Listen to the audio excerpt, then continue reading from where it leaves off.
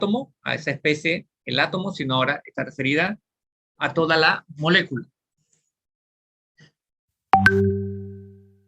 ¿Cuál es la idea de comparar esos modelos? O sea, primero, entender que no hay una forma única de interpretar la formación de un enlace. Segundo, que hay casos que una teoría no lo puede explicar. Y no es que la teoría esté mala, que la teoría no se aplica a ese caso en particular. Entonces, la otra teoría sirve de apoyo, de fundamento. No es que ya no funciona más. En el caso del aprendizaje previo que ustedes han tenido, del encuentro con este tema en el colegio, probablemente se quedaban aquí en Lewis, ¿no? Sí, profesor. Sí, profesor. O sea, era el punto de Lewis, punto de Lewis, punto de Lewis, punto, punto, punto. Entonces, y no es que el aporte de Lewis no sea significativo, claro que es muy significativo. Lo único que te puede dejar con la idea incompleta de que todos los casos de enlace se pueden explicar con la estructura de Lewis. Y ya vimos que del modelo de la repulsión de los pares a la de Lewis hay una diferencia importante. ¿Cuál es la diferencia más importante entre Lewis y el modelo de repulsión de pares?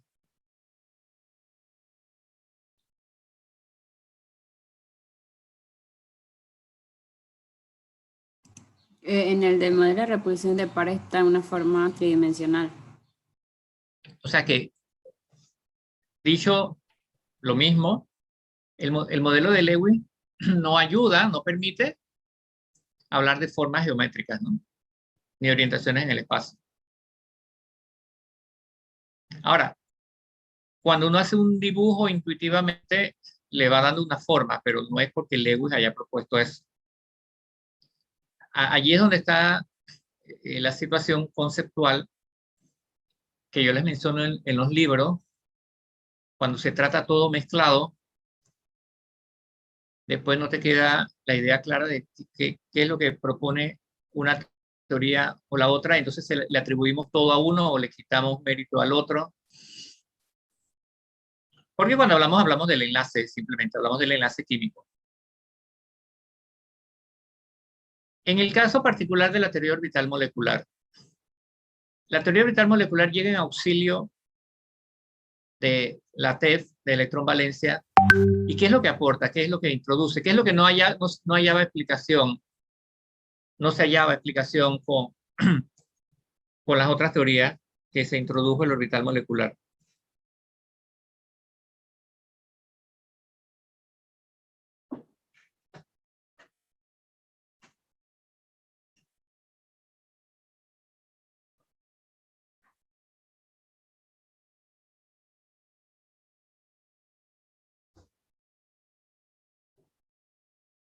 Siempre hay un problema de por medio, ¿no? Eso está en el documento, el último documento que les pasé.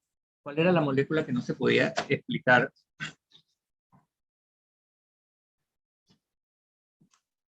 En ese momento. ¿Y qué propiedad era la que no se podía explicar?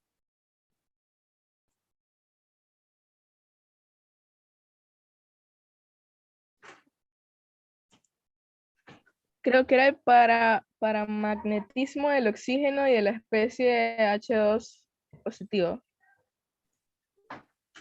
Correcto. Entonces no se ajustaba al modelo que se conocía, porque el oxígeno es una molécula paramagnética, es decir, tiene un electrón desapareado. Y las estructuras correspondientes entonces no podían explicar esa propiedad. Entonces las teorías de enlace nos tienen que explicar nosotros varias cosas, entre eso el número de enlace o el orden de enlace, que da cuenta de la estabilidad de la molécula. Y también nos debe dar cuenta con la configuración si hay electrones o no desapareados. Y los datos experimentales con respecto, por ejemplo, a las longitudes de enlace. Usted ve allí que hay un rejuego que por el cual hay que introducir la idea de la resonancia, porque cuando se miden los enlaces, resulta que el valor no es exactamente el de uno simple o el de uno doble, sino que aparentemente la longitud de enlace es la misma para todos. Entonces, se inventan esos artificios, esos constructos abstractos del orbital, de la resonancia, de la hibridación, para clarificarlo. Entonces, ustedes como estudiantes, reitero, de ciencia, eso no es que nos volvamos detallistas. Esto es necesario conocerlo porque en un curso de química general no tenemos tiempo para profundizar todo esto. Cuando usted tenga que dar química orgánica, la teoría de enlace es fundamental para entender el comportamiento de la química del carbono. Todo este aspecto de resonancia, hibridación, estructuras de Lewis, orbitales moleculares, etc. Entonces, acá cuando ya uno estudia para tener una profesión, no es como en secundaria que, eso no lo entendí. Eso nunca lo entendí. Y ya te graduaste así, bueno, y nunca lo entendiste. Acá ya cuando se trata de la profesión no se puede pensar tan ligeramente para los que esperan en algún momento ejercer esta profesión de químico en cualquier área. Entonces es fundamental ese potenciar pues ese pensamiento científico con respecto a cómo se estructuran estos modelos, estas ideas y estas teorías. Entonces aquí en la electronvalencia, bueno, se introduce esa idea de hibridación. ¿Por qué se tiene que introducir la misma pregunta que hice para el orbital molecular? Aquí dijimos, se introduce el OM, la TOM, para explicar el paramagnetismo de alguna molécula. O establecer por qué hay algunas especies diatómicas no son estables y por lo tanto no forman enlace. En esta TOM, ¿qué es lo que se inventa? ¿Cuál es el constructo que se inventa aquí para colocar los electrones?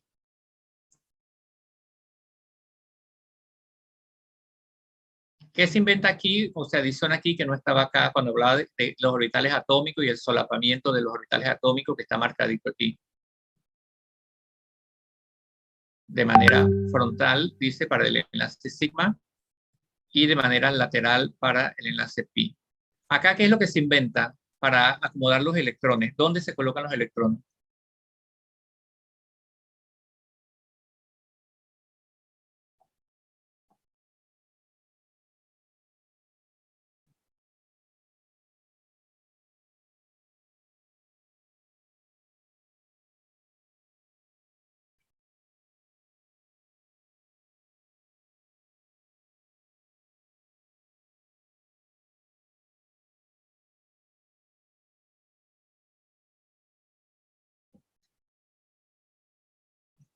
¿Escucharon la pregunta o enmudecieron todos?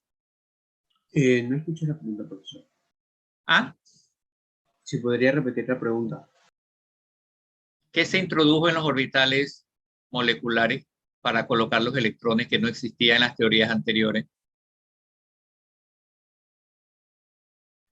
No sé si estoy equivocada, profe, pero serían los pares enlazantes y los no enlazantes.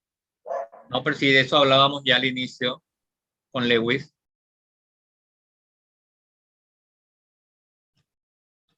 La pregunta concreta es, ¿dónde se ponen, se colocan, se escriben, se dibujan, se rayan los electrones en la TOM?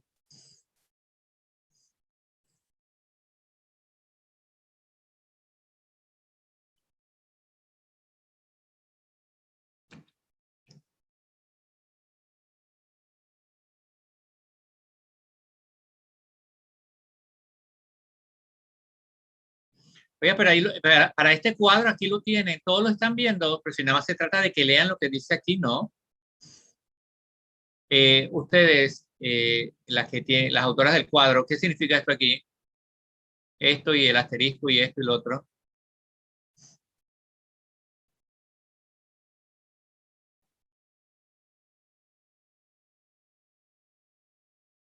¿Qué significa el que tiene asterisco y el que no tiene asterisco?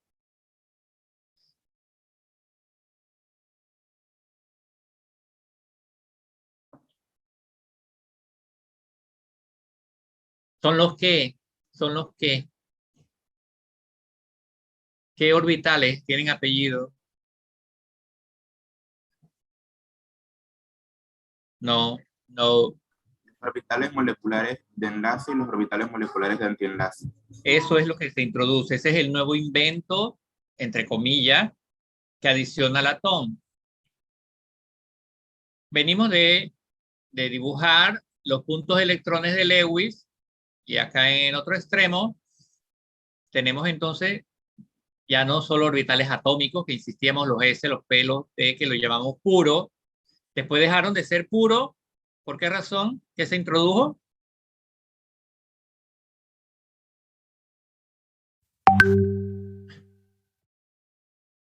¿Cuándo los orbitales estos atómicos S, P, D, F dejan de ser puros? Cuando ocurre hibridación. Cuando ocurre hibridación, cuando se mezclan y aparecen orbitales híbridos. Acá en la TOM estamos diciendo ahora que sí, que hay orbitales atómicos, pero ¿cómo se forma el orbital molecular?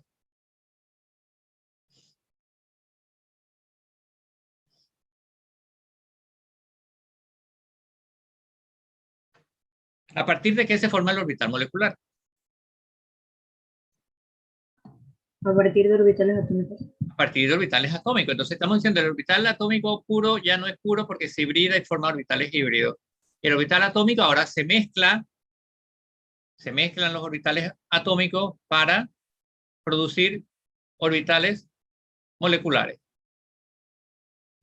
Entonces salimos de una situación o de una condición donde decíamos, en S hay 2 y en P hay 6 y en D van 10 y en F van 14. Y ahora en el orbital molecular, ¿cómo contamos los electrones? ¿Se violan los principios anteriores?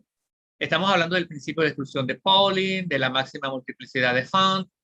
¿Se violan esos principios ahora acá en el orbital molecular? ¿Sí o no?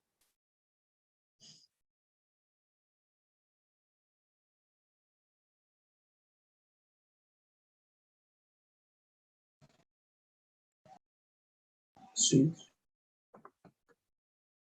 Sí, ya no se colocan 2 electrones por orbital molecular. Se colocan más de 2.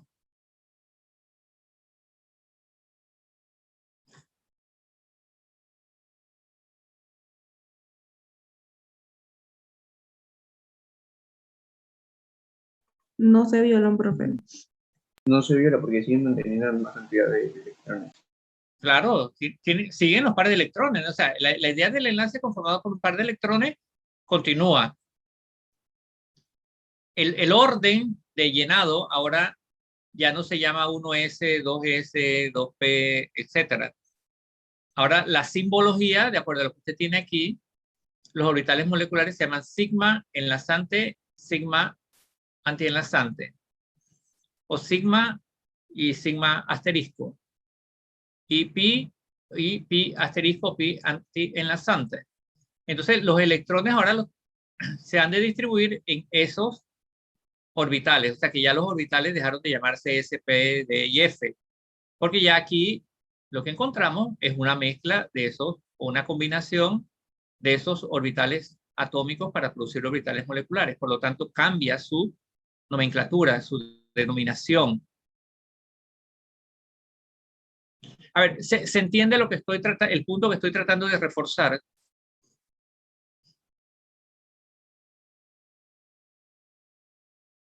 ¿O no se entiende nada? En lo personal estoy un poco perdido. Claro, porque cuando hicieron el cuadro comparativo, los orbitales atómicos, bueno, no sé si es válido para ti o para el otro, pero cuando usted escribe aquí que hay orbitales atómicos, en la teoría de electronvalencia, cuando hizo su cuadro, aquí habla de orbitales atómicos, pero acá ya no se llaman orbitales atómicos, sino se llaman orbitales moleculares. Aquí los orbitales atómicos se llaman S, P, D y F, que es lo que usted conocía. Aquí los orbitales moleculares ya no se llaman S, P, D y F, sino se llaman sigma, sigma asterisco, pi, pi asterisco. ¿Es complicado entender eso? No. No, claro que no. Lo complicado nace, primero que usted, como ya me dijo, solo se enfocó en la estructura de Lewis en el colegio. Ahora estamos adicionando algunas teorías. Entonces, cuando lo comparo, lo que yo les estoy diciendo verbalmente ahora mismo, o sea, no va a aparecer en un libro, porque primero que no va a hablar con ese lenguaje coloquial, ¿no? Ni te va a marcar punto por punto para decirte, bueno, aquí en esta teoría existen orbitales atómicos que ya sabemos qué son y tienen una forma específica y etcétera. Acá ahora ya no hay orbitales atómicos, los orbitales ahora se mezclan los atómicos y generan orbitales moleculares. Aquí los llamabas orbitales atómicos S, P, y D, y F, y lo que sea. Acá ya los orbitales moleculares se llaman sigma, asterisco, y pi asterisco, etcétera, etcétera.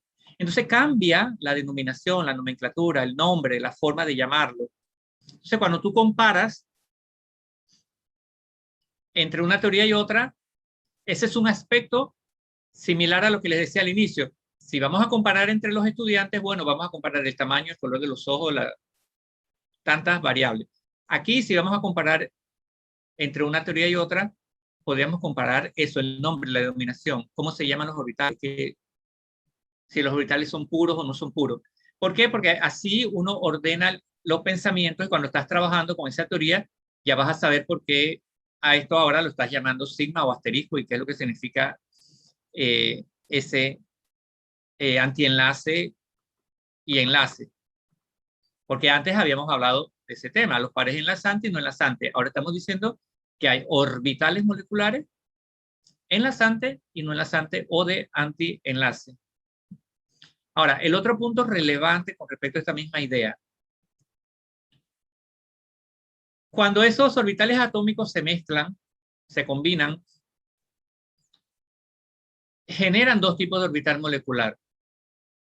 El de enlace y el de antienlace. Ahora, desde el punto de vista conceptual de la mecánica cuántica, ¿qué significa eso de enlace y de antienlace? ¿Con qué tiene que ver?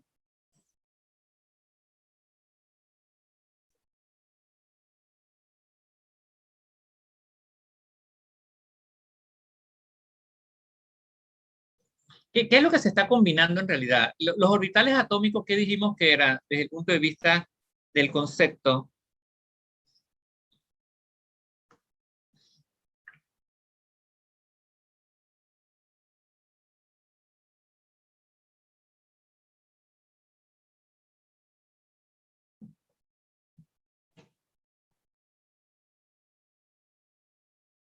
Yo voy a, como ustedes están en modo mute, yo voy a parar esto aquí un momentito y voy a poner... ¿no?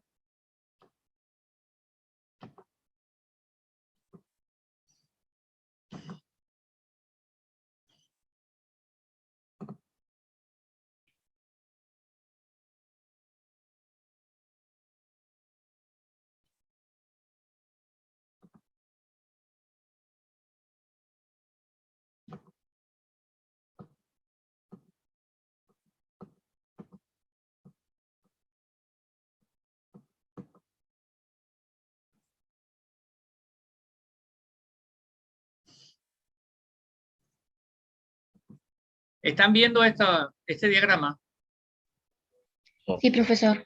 Eso estaba en el documento que yo les mandé, ¿no?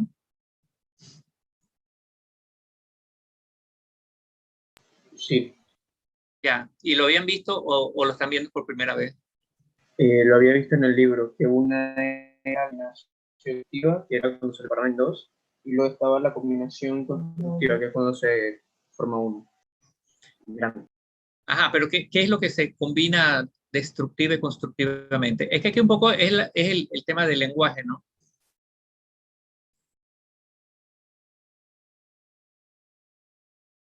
¿Qué es lo que se interfiere constructiva o destructivamente? Aquí lo dice. ¿Puede alguien leer, por favor, la imagen? Lo que dice en la parte inferior de la imagen. Cuando dos átomos, cuando dos átomos de hidrógeno se unen para formar un enlace químico, las funciones de onda 1s se combinan e interfieren de forma constructiva y destructiva. La interferencia constructiva corresponde a la adición de dos funciones matemáticas, el signo positivo sigma de las ondas en fase, sigma es igual a 1s más 1s, y la interferencia destructiva corresponde a la sustracción de dos funciones matemáticas. El signo negativo significa que las ondas no están en fase. Sigma es igual a 1s menos 1s. Ajá, entonces, esos dibujitos aquí de más y el puntito en el medio y esto y el positivo. A ver, cuando ustedes, muchachos, cuando ustedes están viendo una imagen, usted se preguntará, bueno, ¿y qué es lo que quiere representar este dibujo? ¿Qué es lo que significa la adición, la sustracción, etcétera? Eso es obligatorio que te lo preguntes, ¿no? Y si estás tomando notas o apuntes con más razón, porque este tema es abstracto. Por supuesto que es abstracto. Cuando nosotros vimos el modelo mecánico cuántico y los supuestos, ¿cuántas ideas habían involucrado ahí? Partiendo desde la cuantización de la energía de Max Planck, el principio de incertidumbre de Heisenberg, el comportamiento dual o la dualidad onda-partícula del electrón. Entonces hay una serie de ideas pues, que no es, como diríamos por ahí, algo cotidiano, algo que vemos por ahí, lo podemos, pues no les voy a decir eso porque no es cierto. Estamos hablando de de funciones matemáticas complejas. Pero la idea que subyace de esto, y lo que les pregunté hace un rato, es que son funciones matemáticas. Los orbitales atómicos son funciones matemáticas que describen aquello o lo otro, pero son funciones matemáticas.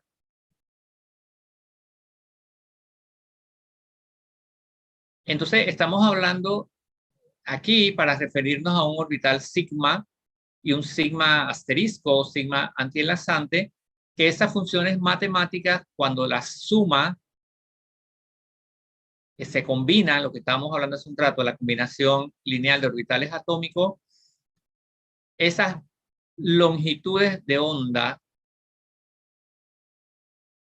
que vimos en la parte del modelo cuántico pueden producir una interferencia constructiva si están en fase y corresponde a lo que vemos aquí. Las ondas están en fase, se suman.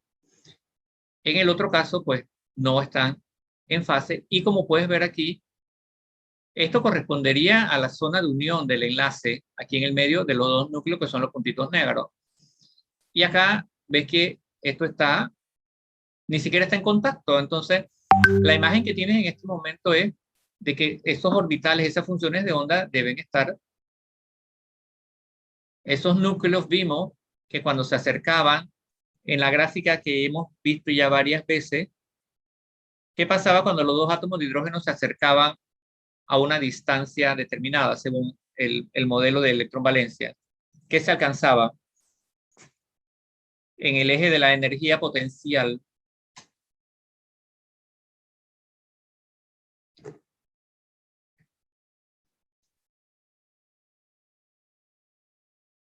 Estabilidad. Sí, pero en la gráfica, en la misma gráfica, la gráfica era energía potencial versus la distancia. Que cuando se solapaban tenía energía potencial mínima. Ya, eran dos palabras que ese día creo que le dije, ¿no? Energía mínima, solapamiento máximo, o máximo solapamiento y energía mínima. Entonces aquí vemos que que esta región está ausente, por eso se le denomina de antienlace. Ahora, la otra idea que se introduce en este modelo del orbital molecular es la idea o el concepto del orden de enlace. ¿Qué es lo que representa el orden de enlace? Cuando nosotros calculábamos el número de enlaces, multiplicamos para ver si cumplía el octeto, el dueto, etcétera, y nos salían tantos enlaces.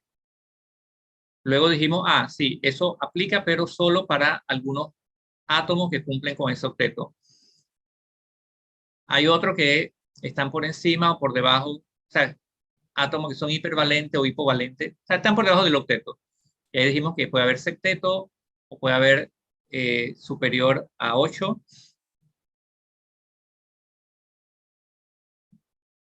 Aquí, para determinar el orden de enlace en una molécula, ¿en qué debemos fijarnos?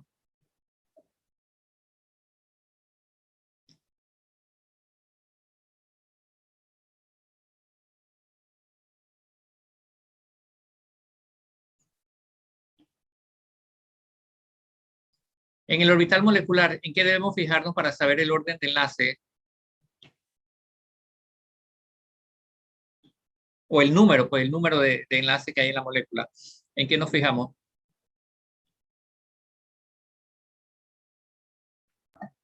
En la cantidad de electrones de valencia. Pero aquí no estamos hablando de electrones de valencia, pues. ¿Dónde están los electrones aquí? La misma pregunta hace un rato. En la TOM, ¿dónde están localizados los electrones?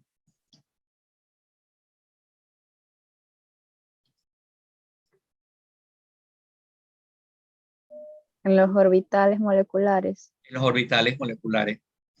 Y los electrones que forman enlace, ¿dónde van a estar ubicados? ¿En el orbital molecular de enlace o de antienlace?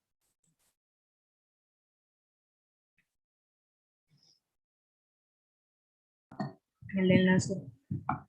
En el de enlace, claro. Entonces nos debemos fijar el número de electrones que están en el orbital de enlace, número de electrones. ¿Ah? Y la idea que subyace es la misma.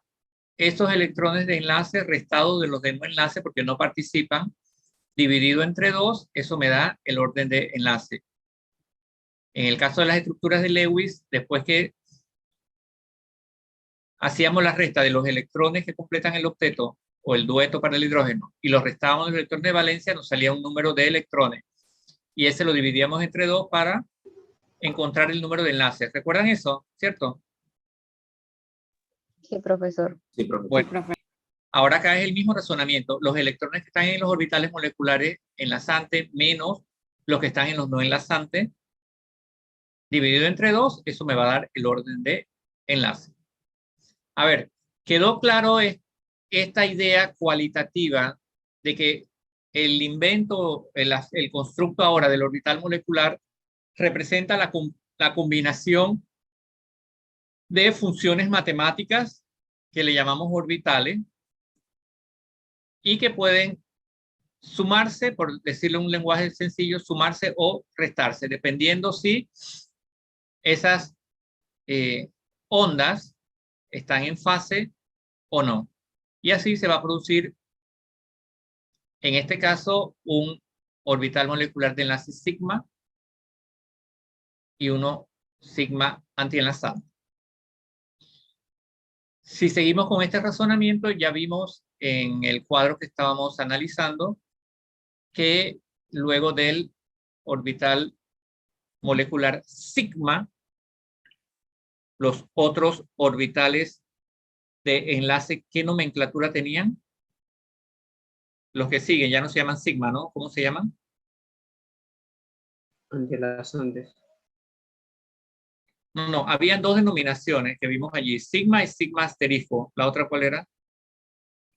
Pi asterisco. Y pi asterisco. Entonces, una vez que pasamos de la configuración electrónica de S a P, ya el orbital molecular se llama pi, que como se definió allí, la interacción no es frontal como en el enlace sigma, sino lateral. Bueno, voy a cerrar esto.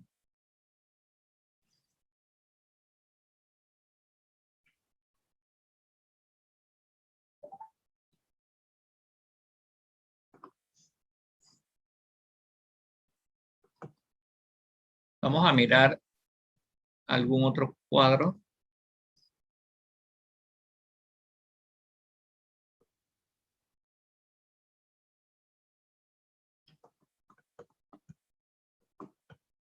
Están aquí los autores, Ruth y Emanuel.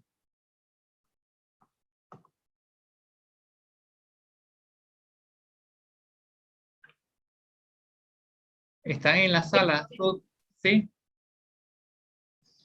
Entonces, de acuerdo a lo que hemos discutido hasta ahora, vamos a ver en su cuadro qué es lo que se adiciona en cuanto a las ideas, ¿no? Aquí yo leí que había mucho de carga formal, pero la carga formal en estos otros modelos desaparece, ¿no?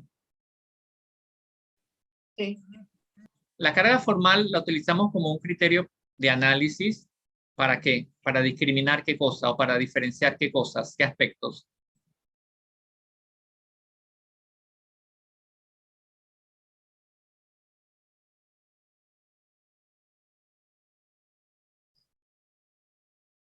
Lo usamos para determinar la estabilidad. Ajá. ¿La estabilidad de quién? ¿De una estructura, de varias? ¿Qué comparamos? De una estructura. Una sola.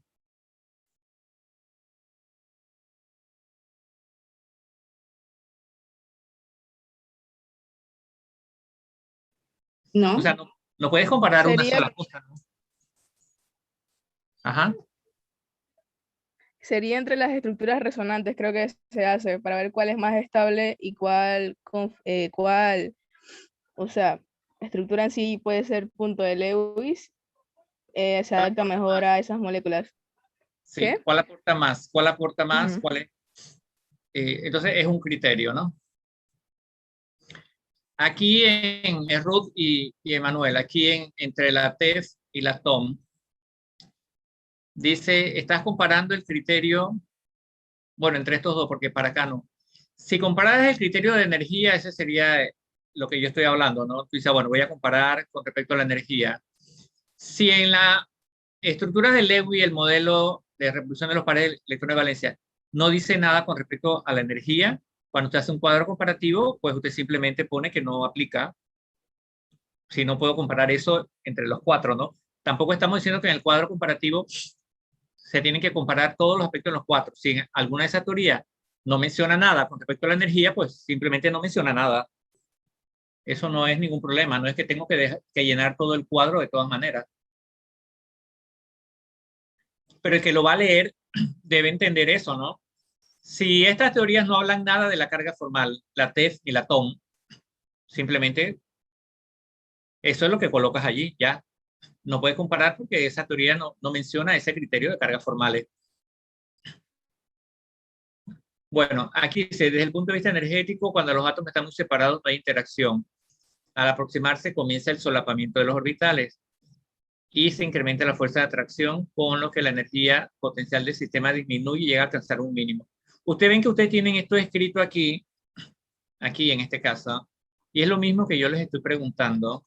Entonces, cuando yo les pregunto y no oigo respuesta de vuelta, me da la impresión de que esto lo agarran, lo escriben y listo. Y ese no es el objetivo de esta actividad. El objetivo es que usted establezca cuáles son las ideas fuerza, las cosas con las que usted se debe quedar, porque no lo va a memorizar todo. Y yo creo que en más de una clase se lo he dicho y lo he invitado a que lo anote y lo apunte. Bueno, acá dice, cuando se combinan los orbitales atómicos, se obtienen dos orbitales moleculares, los cuales serán uno enlazante con menor energía que los orbitales atómicos, uno antienlazante con mayor energía. ¿Qué importancia tiene este aspecto, Emanuel y Ruth?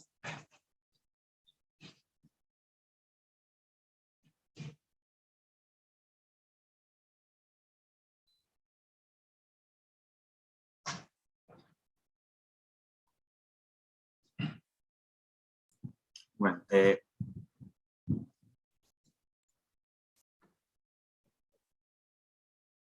¿Cómo?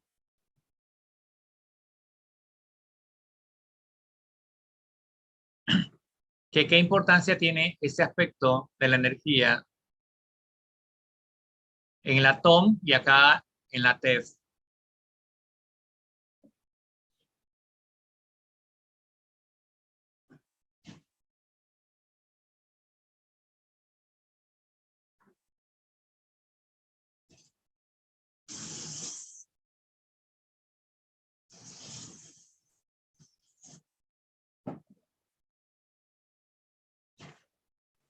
Profe, creo que para cuando los electrones se unen en estos orbitales, el de menor energía creo que puede que le cueste más que el de mayor.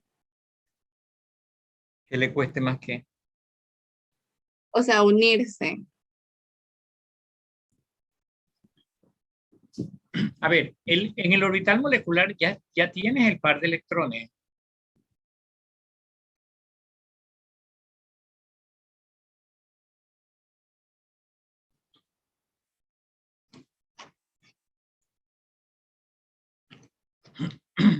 En el modelo de la TEF, la imagen que debes tener en mente en este momento es las dos esferas que se acercan, se solapan, solapamiento máximo, mínimo de energía. Eso es lo que dice aquí.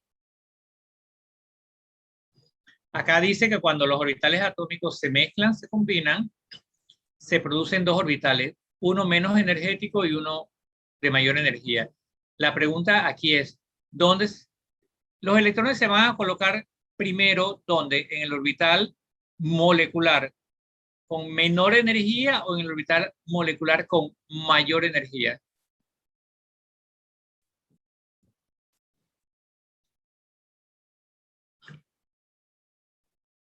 Creo que en el de menor energía. Claro, porque cuando tú escribes la configuración electrónica, ¿por cuál orbital atómico empieza? ¿Por el mayor energía? Claro que no. Comenzamos desde el 1, ¿no? Sí, profe. Entonces acá la idea es la misma. Comienzas a llenar los orbitales moleculares de menor energía. Además, el de menor energía es el enlazante. Entonces, una idea va unida a la otra. No voy a empezar a llenar los orbitales de nuevo enlace o antienlazante. No tendría mucho significado, ¿no? Y aquí está el otro aspecto. Ruth, lea esto aquí. El número máximo de electrones en un orbital molecular dado es de 2. Principio de exclusión de Pauling. Entonces, eso fue lo que pregunté hace un rato. No se violan los principios que hemos conocido acerca de la ocupación de los orbitales, o el llenado, o el principio de construcción de Aufbau, ni la regla de Hund. Y acá habla de la estabilidad. Si la especie molecular es estable, tendrá más electrones enlazantes que antienlazantes, ¿no?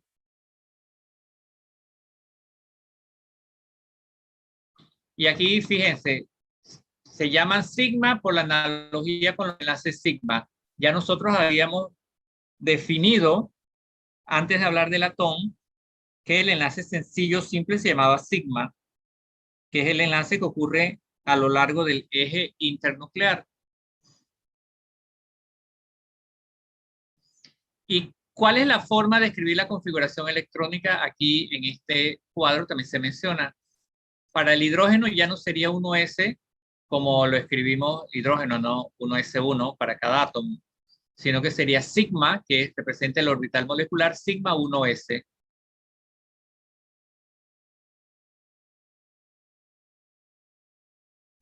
Y el otro, el antienlazante, sería sigma asterisco 1s.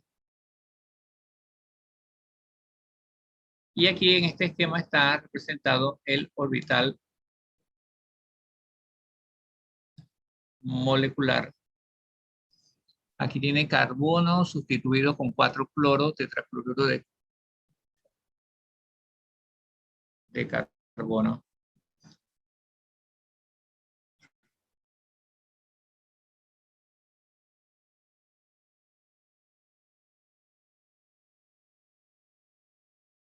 Muy bien. ¿Alguien que quiera que comentemos su cuadro comparativo para colocarlo?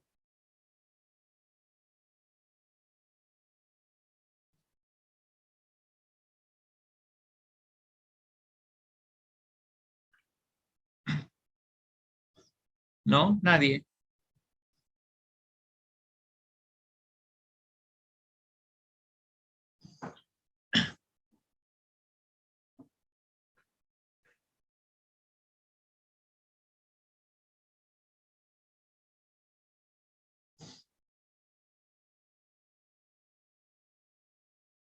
¿Me escucharon la pregunta? Sí, Pues, profesor. pues estoy hablando al infinito. Pregunto que si alguien quiere que coloquemos su cuadro comparativo para discutir, aclarar, aportar algo a los modelos de enlace.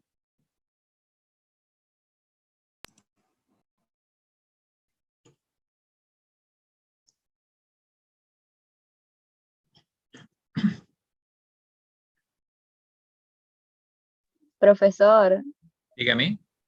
eh, el cuadro de Yacibet y mi persona, ¿podría Ok, compartirlo, por favor? por supuesto.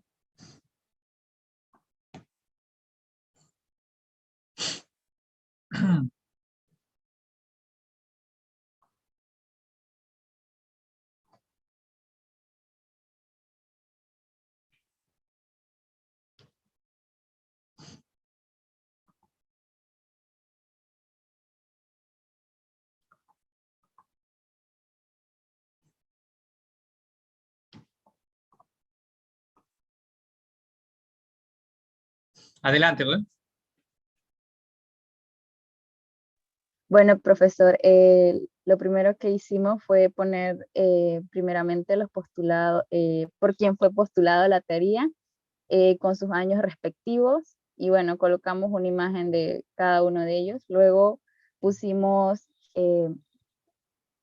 cómo es cada teoría, por así decirlo, los diagramas, y luego pusimos el enunciado de cada una de las teorías, eh, empezando por Lewis, que dice que explica la formación de enlaces covalentes entre los enlaces elementos metálicos y no metálicos, en los que existe diferencia de electronegatividad, que no es muy elevada, con lo que no llegan a formarse iones por transferencia electrónica. Ok, de todo eso, Ariana, de todo eso que dice aquí, ¿cuál es la idea central? Que se forman enlaces covalentes entre elementos metálicos y no metálicos, con una diferencia de... Ya, no, me estás diciendo ya muchas cosas. La Ah, idea ok. central aquí de lo que explica Lewis está circunscrita a qué tipo de enlace.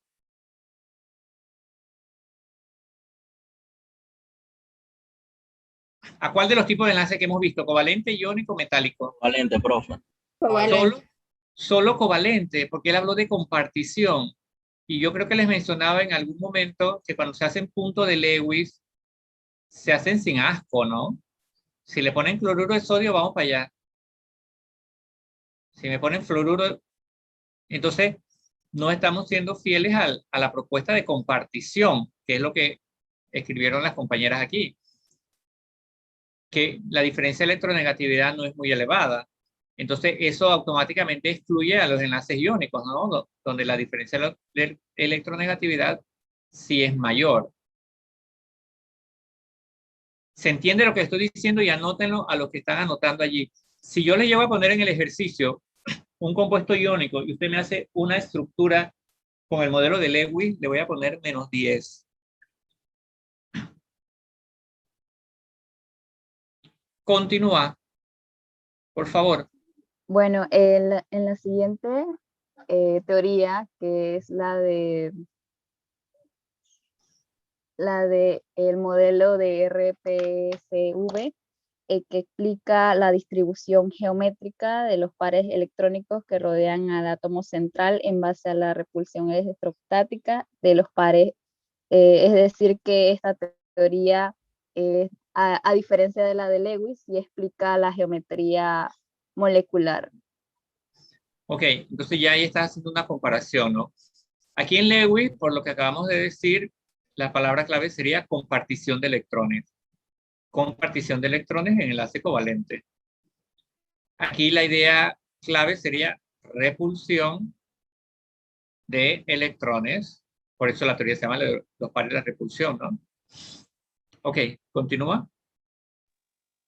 Bueno, en la siguiente teoría de electronvalencia de los orbitales híbridos, enuncia que se basa en la combinación de orbitales de diferentes tipos, aunque tienen energías similares y con posibilidades amplias que da lugar a orbitales híbridos. Este proceso de combinar orbitales atómicos es una operación matemática que se llama hibridación. ¿Viste? De nuevo, ya ves, aunque nosotros estamos representando figuritas aquí en orbitales, pero lo que ocurre, nuevamente, lo que conversaba con respecto al orbital molecular. Los orbitales son funciones matemáticas, entonces la combinación de esas funciones matemáticas dan lugar a los orbitales híbridos. O sea que la idea no es aquí que, porque dibujo este y esta esfera se mezcla con este otro, PX, PY y Z, y dan nuevos orbitales híbridos. O sea, no es solamente eso. O mejor dicho, esa es la representación, el dibujo. Pero lo que está ocurriendo es eso, ¿no? Son operaciones matemáticas que corresponden a los orbitales. Continúa. Ok, la última teoría, que es la de orbitales moleculares, enuncia que, bueno, explica los fenómenos que no pueden ser explicados por la teoría de Lewis, como por ejemplo las excepciones de la regla del octeto, que presentan muchas especies químicas. Ok, ya hace un rato mencionamos que el átomo, las teorías previas no podían explicar tampoco el paramagnetismo ni las longitudes de enlaces en el oxígeno. Ahora aquí dice que también había una limitación para moléculas que tienen octeto expandido. Entonces no se pueden explicar por Lewis. Así que se explica con la TOM.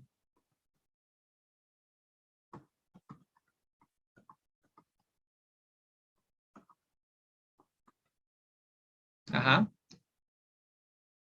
Ok, lo siguiente es, en la teoría de Lewis, los enlaces son entre elementos metales y no metales, es decir, los enlaces covalentes.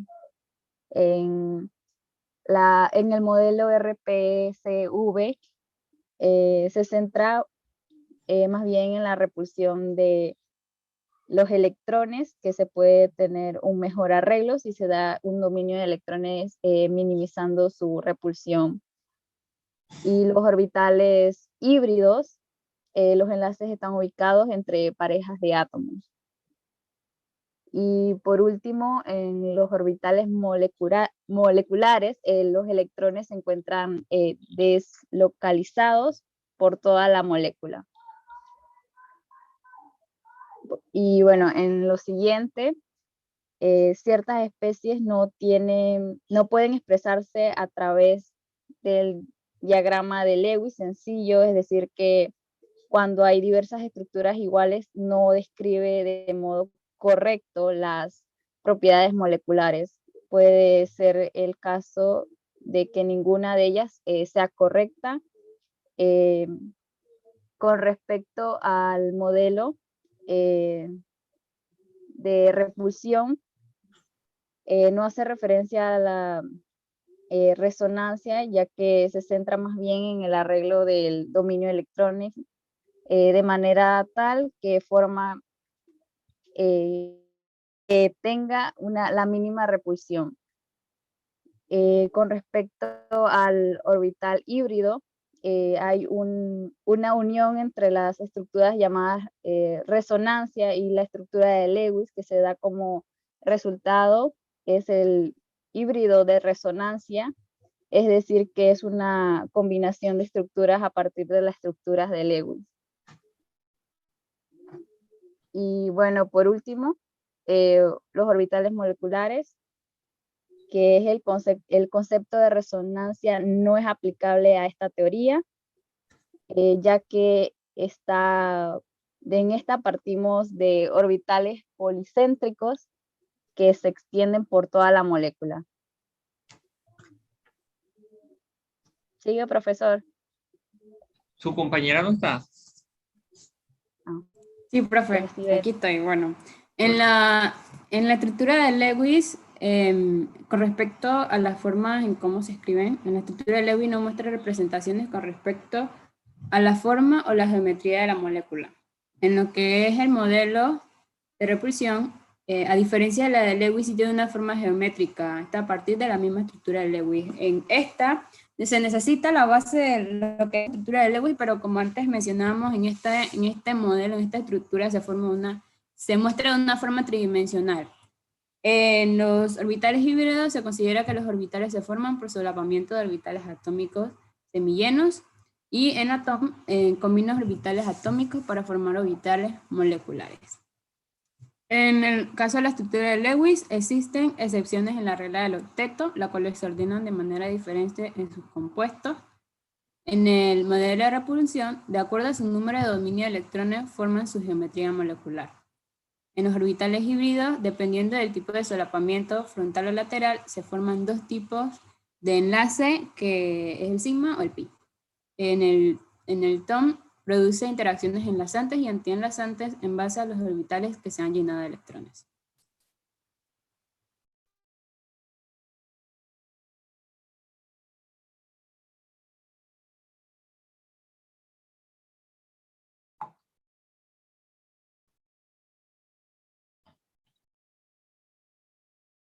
¿Algo más? Listo ahí.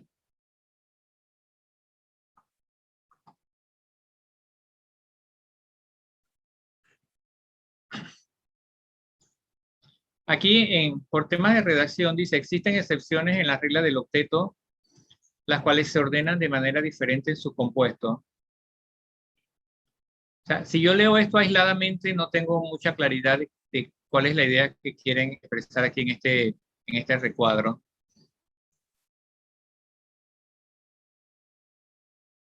Bueno, era mostrando, más que todo es como cuando veíamos las prácticas, que igual no todos los compuestos cumplen con la regla del octeto, no todos los elementos cumplen con esta regla, pues.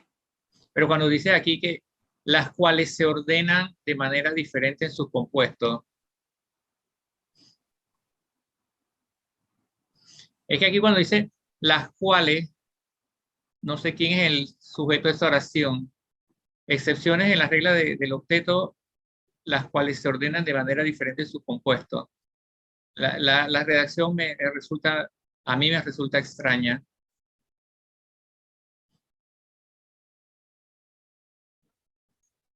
De acuerdo al número de dominio de electrones, forman su geometría molecular.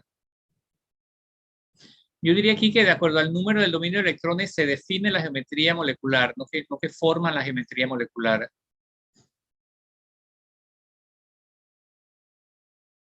Miren, Es decir, profesor, que tendríamos que corregir como la redacción de esos dos.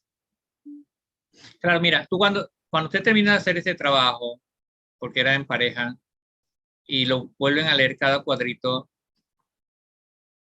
cualquiera de los que está en el grupo que estamos viendo esto, debería entender a qué se refiere la idea. Que existen excepciones, eso está claro, pero lo otro ya, la idea aquí se pierde un poco en la redacción.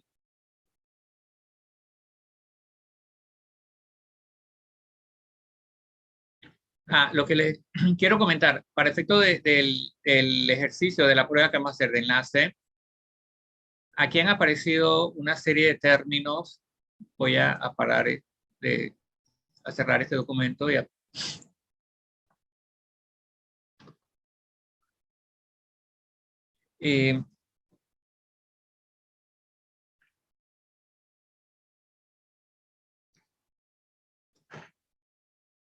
hay una terminología, hay una serie de palabras que tienen significados muy particulares. Eso significa que para esta prueba usted debe ser capaz, no le voy a decir que es una definición de memoria porque no tendría sentido, pero por ejemplo, si se le pide que para el término resonancia, ¿a qué se refiere? Usted pueda expresar en palabras, no con dibujos. ¿Ah? Hay veces que uno le pregunta en qué consiste o a qué se refiere o tal cosa, entonces hacen un dibujo y dan un ejemplo.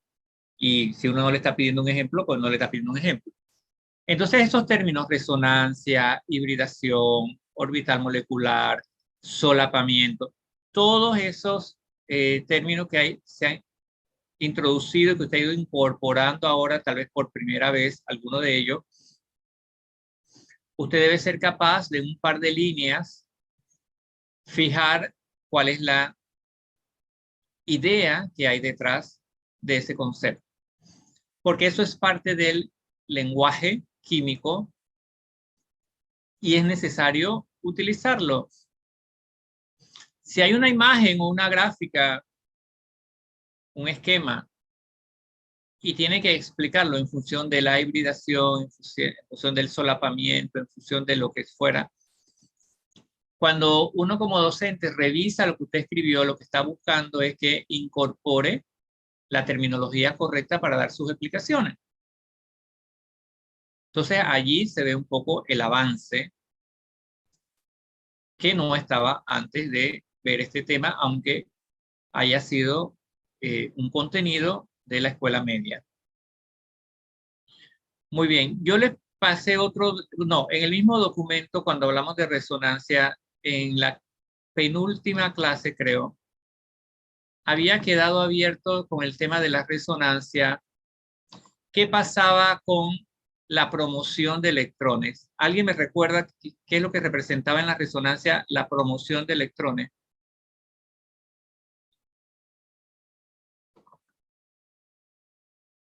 ¿De qué se trataba eso de promover un electrón?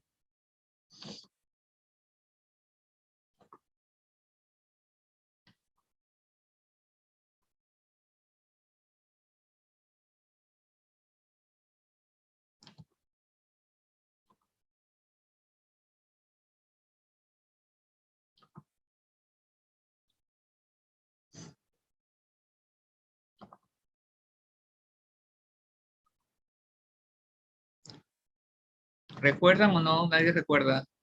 Profe, ¿no era cuando subía el electrón de un nivel mayor de energía?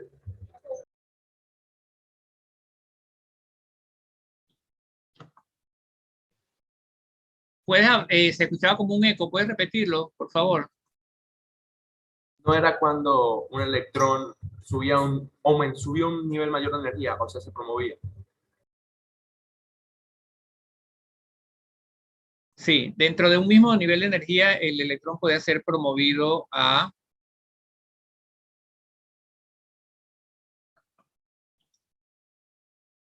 subnivel donde no le correspondía.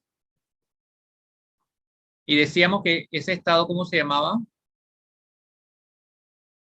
Excitado. Excitado. Estado excitado. O sea que el estado excitado explicaba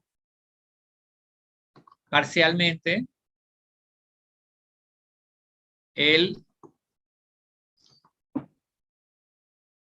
yo les mandé un ejemplo que ahora no lo encuentro aquí, que era con el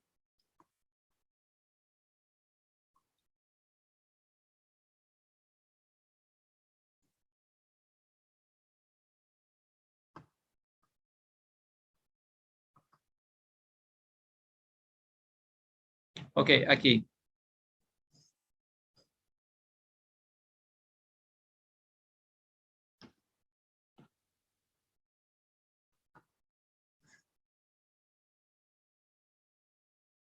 Cuando escribimos la configuración electrónica del fósforo, de acuerdo a la posición en la tabla periódica, ¿cuántos enlaces podría formar el fósforo? ¿Cuántos electrones de valencia tiene el fósforo?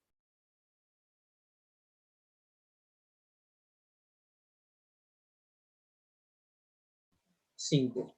5. Y el kernel del fósforo es como está aquí, ¿no? Neón.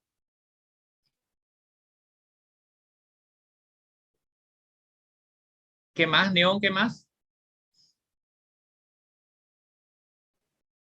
3S2, 3P3. 3P3. Ok. Y con esa configuración 3S2, 3P3, el fósforo aquí en el pentacloruro de fósforo podría formar 5 enlaces.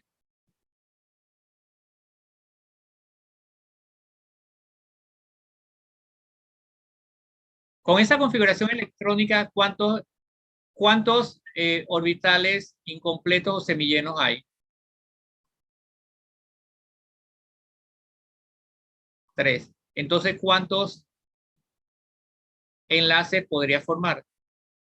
En ese caso 3. 3. De acuerdo a la configuración en el estado basal o fundamental. Entonces, para explicar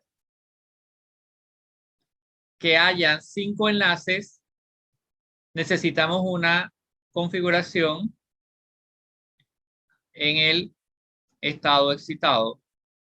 Entonces, ese electrón del orbital S es promovido a un orbital D.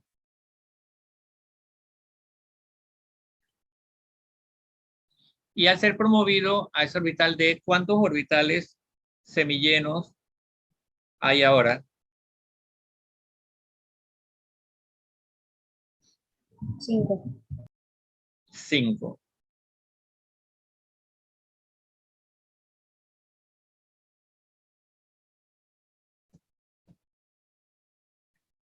Entonces, ese electrón en S que ha sido promovido a un orbital D, ahora permite los 5 orbitales semillenos para explicar entonces la formación de este compuesto pentacloruro de fósforo. Y como se han combinado un orbital S, 3P y 1D, la hibridación entonces SP3D. O sea, han participado 5 orbitales, por lo tanto aquí en la hibridación deben aparecer 5. Y en este caso el pentacloruro pues no cumple con el octeto porque vemos que alrededor del átomo central hay 5 sustituyentes. O sea que es hipervalente, más allá de 8. ¿Y por qué ocurre esto? Porque al formarse esos 5 enlaces, recuerden que al formar enlace se libera energía. Esa energía es mucho mayor que la energía de promoción del electrón a un estado excitado. Recuerden que un estado excitado es un nivel de mayor energía que el nivel basal. Acá entonces cuando se forman 5 enlaces se libera energía, pero hay una compensación entre la energía por la formación del enlace y la del estado basal.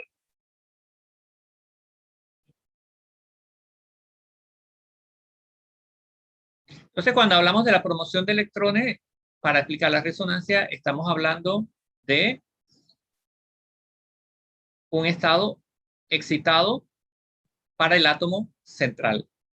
Esa es una de las ideas de la resonancia, perdón, de la hibridación. Y la otra idea con respecto a la hibridación es que no es obligatorio que haya promoción de electrones, sino simplemente mezcla de los orbitales. En pocas palabras, y anote allí en su cuaderno lo que están escribiendo, la hibridación se puede explicar con la formación o con la promoción de un electrón, y formación de un estado excitado. O solo con la mezcla de los orbitales, sin que haya promoción de electrones.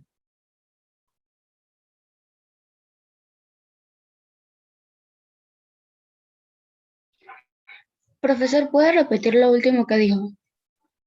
Por favor. Ya no me acuerdo qué fue lo que dije. O sin... Exacto. Sin que haya promoción de electrones. Gracias.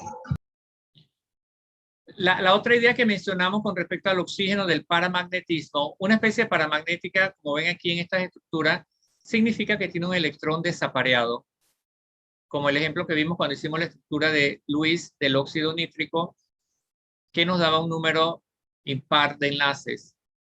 Entonces aquí, esta especie, como pueden ver, hay un electrón desapareado y el electrón desapareado generalmente se le coloca al átomo menos electronegativo. Entre nitrógeno y oxígeno, este es menos electronegativo. Entonces, este par solitario aquí da lugar a una especie paramagnética.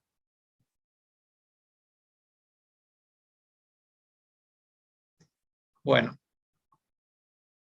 ahora sí, vuelvo y cierro esto. Bien, en estos minutos que quedan, quiero que me cuenten cómo está el trabajo, los líderes de cada grupo, cómo está el trabajo final. ¿Dónde están en este momento?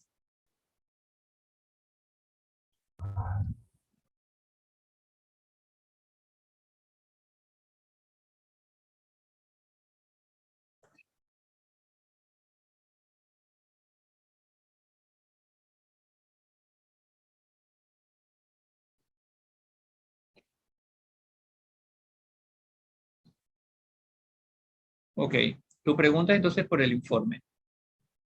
Pero ya su trabajo está listo, esto es lo que quiero verificar. Ok. Ahora al final contestamos eso entonces. ¿Quién más?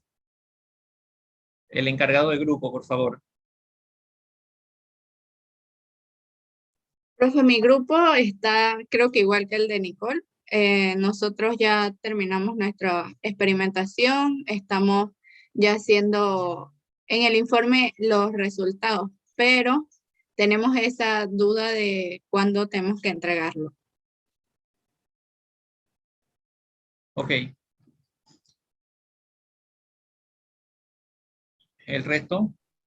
Profe, por mi parte de mi grupo, faltan ciertos detalles solamente con respecto al informe, pero prácticamente ya está. Ok. Profesor, en el caso de mi grupo también, lo único que necesitaremos saber es si hay algún punto adicional que usted quiera en el informe para tenerlo en cuenta y agregar y adicionarlo. No sé qué parámetros quiere exactamente en ese informe. Ok, muy bien. ¿Quién más? Bueno, mi grupo en realidad ya estamos en la fase final de nuestra investigación. Nada más nos faltaría el resultado final y ya estaría todo listo. Ok, gracias. Profe, en el mío igual, solamente nos hace falta algo final en el mini proyecto, en la prueba, y ya es cuestión de terminar de armar el informe. Muy bien. Mi grupo también se encuentra finalizando ya la experimentación y estamos iniciando a recopilar la información para el informe. Buenos días, Gracias, profesor. Madeline. ¿Quién más? Roslyn. Sí, como dijo Badeli, también mi grupo está en una fase así, ya estamos terminando la experimentación y armando el informe.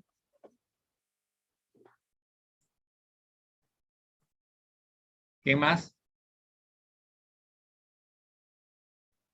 Profe, mi grupo también está en lo mismo, ya solamente nos falta arreglar unas cosas del informe y listo. Muy bien. Con respecto al mío, nosotros éramos el de los cepillos y eso, profe. ¿Se acuerda?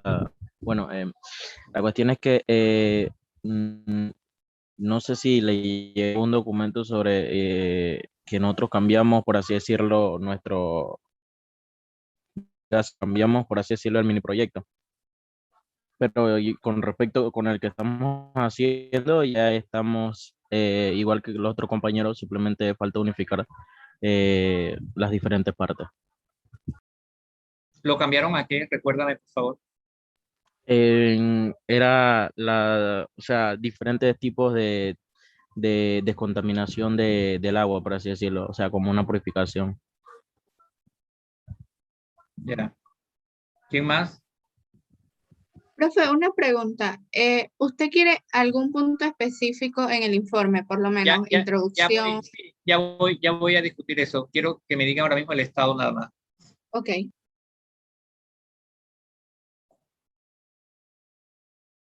Ya, están todos los grupos, tengo 10. En mi grupo, profesor, ya hicimos la experimentación, ya solo estamos como haciendo el análisis de los resultados para elaborar el informe. Ok. ¿Alguno más? Profesor, como lo dijo mi compañera anterior, mi grupo también está en la parte de la realización del informe. Ok.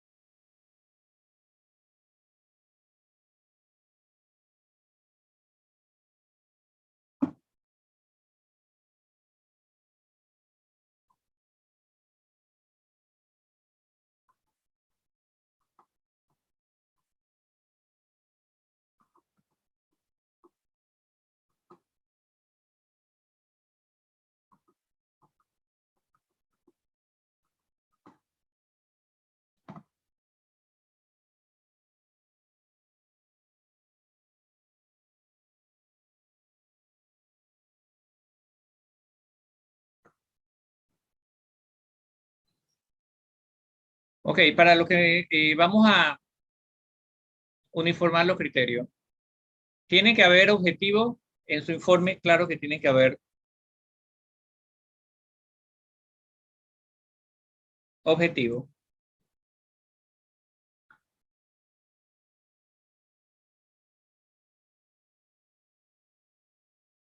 Cuando empecé,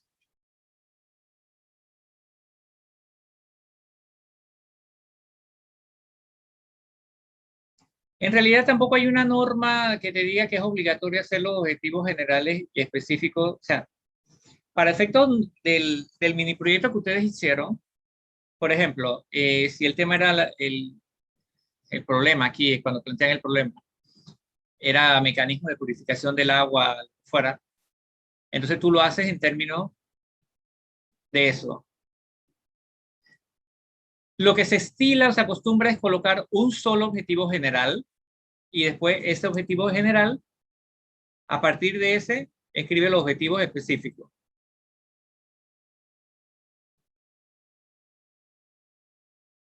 En los objetivos específicos, tengan presente que un objetivo no es lo mismo que una actividad. Por ejemplo, si usted está estudiando el fenómeno de conductividad eléctrica de los materiales, dentro de los objetivos tiene que ir orientado a explicar por qué algo conduce o no conduce, es conductor, no es conductor. Entonces, cuando usted elabora los objetivos, cuando yo vea la parte experimental, lo que usted está haciendo debe responder a ese objetivo. En otras palabras, tiene que estar alineado el objetivo con lo que hiciste. No puedes poner unos objetivos y después cuando te pregunte, y bueno, ¿se cumplió o no se cumplió con el objetivo? O sea, tienes que hacerte esa pregunta. Después que escribes el objetivo, bueno, sí, ese objetivo se verificó o no se verificó. ¿Cómo se verificó o no se verificó? Generalmente el objetivo tiene que ser algo medible, o sea, algo que tú puedas evidenciar de que efectivamente se alcanzó ese objetivo. No es una cuestión teórica el objetivo. Tiene que ser algo medible, algo que puedas mostrar que se alcanzó. Por ejemplo, si tú dices, el objetivo es valorar la importancia de no sé qué cosa, del agua en el ambiente, etcétera. Eso suena muy bien, pero eso es medible. ¿Cómo lo mediste? ¿Usaste algún instrumento para verificar que lo valora? Entonces, la idea es que no pongas objetivos de cosas dispersas que después no puedas sustentarlo. Ahora, nosotros empezamos aquí con el planteamiento, la problemática, la identificación del problema. Para mí esto es medular en el informe que usted va a hacer, porque en realidad la tarea del investigador fundamentalmente es mirar alrededor, mirar el entorno y de allí escoger una problemática para abordarla. Entonces, nosotros empezamos por definir la pregunta, ¿no? La pregunta que es la que guía todo lo que usted hizo. Por ejemplo, si el tema aquí es de la purificación del agua, entonces usted va a escribir brevemente de qué es lo que trata eso de la purificación del agua, y dentro de esa descripción, entonces usted va a identificar el problema. El problema con respecto a la purificación del agua es tal cual. Y usted lo puede terminar entonces. Por eso se planteó la siguiente pregunta. ¿Es posible por métodos físicos sencillos o caseros purificar el agua? Entonces tiene que ir bien estructurado la problemática en general y después cómo usted la reduce para efecto de este mini proyecto y cierra con su pregunta. Cualquiera que lea el trabajo deberá entender cuál es la pregunta que usted le quería dar respuesta. Y esa pregunta creo que ya la vimos hace bastante rato. Entonces, objetivamente aquí, en el planteamiento del problema, usted va a colocar el problema general y después de ese problema general, entonces usted va a describir cuál es el aspecto de ese problema que a usted le interesa abordar. Y lo termina escribiendo su pregunta de investigación. ¿Se entendió? Sí, profesor. Ya que tienes el problema, entonces viene tu diseño, ¿no?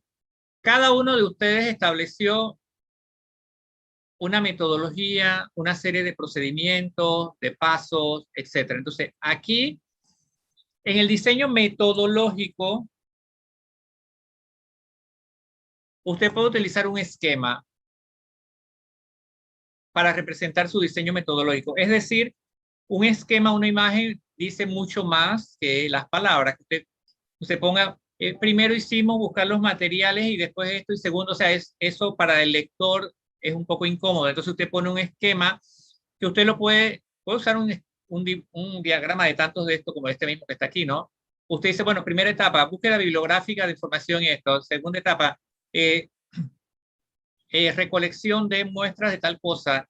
Se armó un equipo de tal o no sé cuánto. Se hicieron mediciones regulares cada 5 días, etcétera. Pero que sea una especie de trencito que me diga a mí, empezó por aquí, por allá, etcétera. Si es necesario debajo de ese esquema, entonces usted puede profundizar aquellas cosas que no puede poner todas esas palabras en el esquema. Entonces usted, debajo del diseño metodológico, puede hacer especial énfasis en decir, bueno, en la etapa 3 del diagrama se procedió a tal y cual cosa, y usted lo puede ampliar de esa manera. ¿De acuerdo? Pero para efecto de lo que yo quiero en el informe, obligatoriamente un esquema. Un esquema que cuando yo lo vea diga, hizo esto, hizo aquello, hizo lo demás, hizo así. Después midió aquí, midió allá, obtuvo su resultado. ¿De acuerdo? Sí, profesor.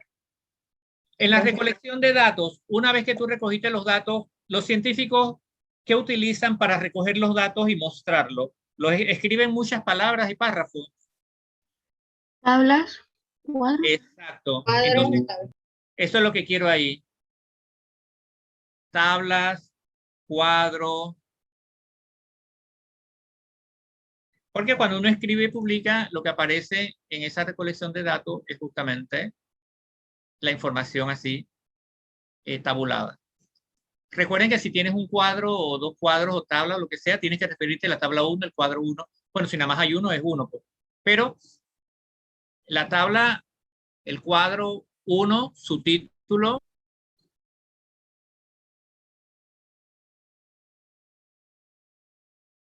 Y en el análisis de datos, entonces, podríamos decir que ese es como el corazón, ¿no? De todo lo que hiciste. O sea, en el análisis de datos, análisis es análisis. Debemos estar con cierta claridad pues, de qué es lo que significa el análisis de los datos. O sea, ahí vas a poner la información directa que obtuviste en función de los objetivos que perseguías. Ahora, si algo no resultó como esperaba, entonces no hay ningún problema en decir que, bueno, tú comparaste con los resultados de otro y no te dio. O sea, no pasa nada porque tus datos son tus datos. Ahora, si en función del diseño, si el diseño estaba malo, probablemente tus datos recolectados pueden que estén malos, no sé, y no te va a llevar a ninguna parte tampoco. Pero ya a estas alturas usted hizo lo que hizo. Entonces, en esta parte de análisis es, recuerden que analizar es descomponer en las partes, ¿no? Entonces te va a decir, bueno, en mi sistema tal o cual cosa ocurrió esto y y se mostró una tendencia o no hubo tendencia. Toda esa parte va aquí. Resultados y discusión, bueno, partimos de un problema, de un planteamiento, de unos planteamientos de un problema y de unos objetivos. Aquí en tus resultados de discusión va a ser en función de eso. Tienes que ampliar entonces en función de lo que tenías aquí, de los datos que recogiste, del análisis de los datos, tú dices, bueno, se comprobó tal o cual cosa, se verificó tal, o como la teoría de no sé quién dice, aquí podemos ver que, etcétera. Esa es parte de la discusión. La discusión no solamente es de comprobar, se comprobó que esto funciona o que no funciona. La discusión tiene que ser más extensa en ese sentido. Si usted hizo algo que no les resultó tan bien, usted puede incluirlo allí. Hay cuestiones del diseño que a lo mejor no funcionaron y ustedes tuvieron que modificarla, entonces usted puede incorporar allí en la discusión esos aspectos que también son relevantes. Cuide mucho la redacción. Después que ustedes leen, pídale a alguien que le lea eso para que no se sienta que usted escribió tal como habla, con un lenguaje muy cargado a lo cotidiano, sino que demuestra también de un lenguaje un poco más técnico, ¿no? Y finalmente, las conclusiones. En las conclusiones, usted no va a escribir teoría. Generalmente los estudiantes en las conclusiones lo que hacen es que me gustó esto porque estuvo interesante, porque, o sea, nada de eso es conclusión. El fenómeno que usted está estudiando, la pregunta que usted está estudiando, entonces con respecto a eso usted concluye. Y las conclusiones usted preferiblemente las enumera para que no se enrede. Entonces pone 1, 2 y 3. Por ejemplo, si en su diseño usted después de eso considera que debió haber cambiado algo, entonces usted, bueno, usted puede decir, en el diseño metodológico no hubo reproducibilidad de tal o cual cosa, etcétera, porque eso fue lo que ocurrió allí. Pero no trate de llenar las conclusiones para referirse a la teoría o qué es esto, por ejemplo, en el caso del agua, que el agua es una molécula polar, o sea, eso no es una conclusión porque eso usted no lo está concluyendo de su trabajo. Eso es un conocimiento teórico que ya existe. Y luego está todas las referencias bibliográficas. Todo lo que utilizaste, libros, revistas, sitios web, etcétera, etcétera, ahí lo coloca según las normas que existen para eso, ¿no? Las normas APA, para uniformar cómo lo va a presentar. Si usted quiere ilustrar su trabajo con una imagen que no es suya, o sea, que no es de tu resultado, pero que se parece a la suya, lo único que se pide es que usted ponga la autoría de esa imagen, ¿no? Debajo de la imagen usted le pone tomada de tal cosa, por derecho de autor, ¿no? No lo vayan a usted a demandar después por esas cosas. Pero eso usted lo puede colocar. Alguna imagen que usted encontró de algo similar que se hizo y se obtuvieron resultados parecidos o no parecidos, y usted cree que lo puede poner allí, usted lo puede hacer. Y bueno, la hoja inicial, que es la hoja de presentación, que ya la ilustramos en el portafolio, ¿no?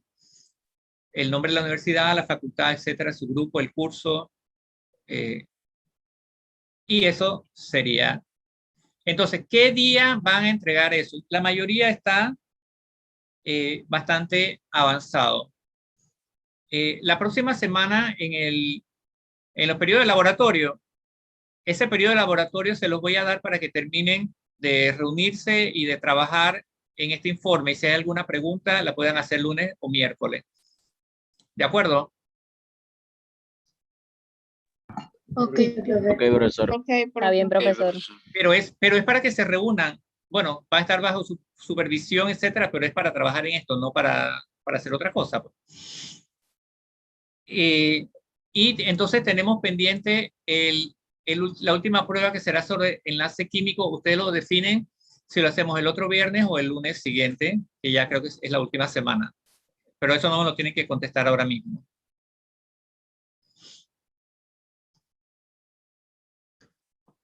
¿Alguna duda con respecto al informe?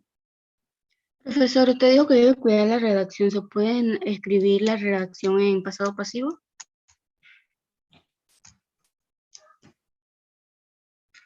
Yo diría que cuando ya tú estás haciendo un informe, ¿verdad? Por ejemplo, cuando vas a comentar de tu resultado, cuando uno redacta, la norma es no redactar en primera persona.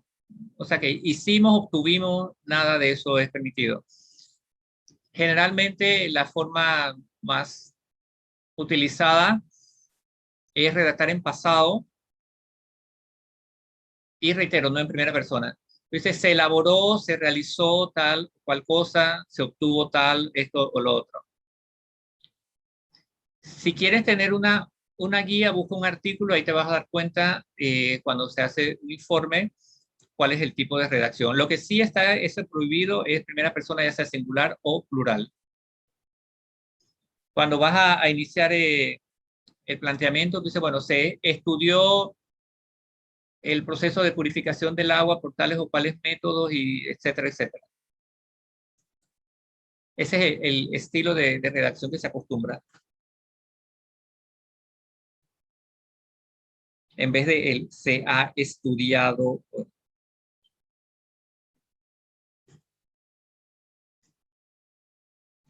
¿Algo más?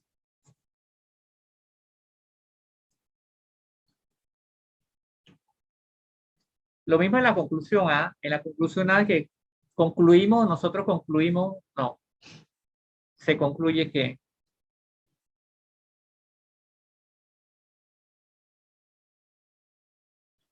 ¿No hay más preguntas? Profesor, una pregunta. Diga. ¿No llevaría introducción? ¿Cómo dices? La La introducción. introducción. ¿La? Sí, profesor, la introducción. Dijimos que como parte en el planteamiento, ahí previo a tu pregunta, ahí puedes colocar lo que tradicionalmente llamamos introducción, pues. ¿Cuál es la generalidad del problema que que abordaste en tu mini proyecto? Ahí puedes en ese espacio colocar eso de introducción.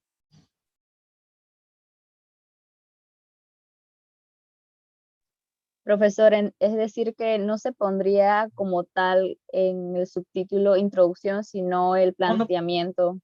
No pasa nada. Dentro del planteamiento tú puedes poner primero, si quieres, introducción, y no pasa nada. La idea, lo que te digo es que estamos focalizados en que lo que vayas a poner ahí como introducción sea relacionado con el planteamiento de tu problema. Si quieres poner introducción, está bien. Está bien, profesor. ¿Algo más? Profe, como para quedar clara, entonces las horas de laboratorio el lunes y el miércoles van a ser dadas para terminar el informe. Correcto. Entonces el informe se entregaría el miércoles en la tarde o el jueves, ¿cuándo? No, el miércoles, el miércoles. El miércoles en la tarde, ok, gracias. Correcto. Para eso le voy a dar lunes y miércoles, ¿no? Para que revisen y consulten cualquier cosa que haga falta.